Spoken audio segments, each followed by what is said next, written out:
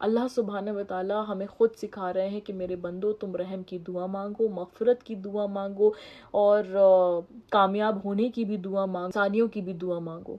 तो जब अल्लाह सुब्हानहू व तआला अपने बंदों को खुद ये सिखा रहे हैं कि मेरे बंदो ऐसे मुझसे मांगो और ये मांगो, तो क्या वो अता नहीं करेगा? क्या वो आपके लिए आसानियाँ नहीं करेगा? क्या वो आपको कामयाब नहीं करेगा? और अल्लाह सुब्हानहू व तआला हमसे बहुत मोहब्बत करते हैं। तो ऑन अ सीरियस नोट मैं ये वीडियो इसलिए ही बना रही हूँ ताकि आप सब लोगों को ये रिमाइंडर दे सकूँ कि प्लीज़ सूरह बकरा की आखिरी 2 आयतें बहुत छोटी हैं, उस रात को पढ़कर ज़रूर सोएं। ये बहुत हिफाजत करती है, बहुत बरकत वाली आयतें हैं, बहुत इंपॉर्टेंट हैं।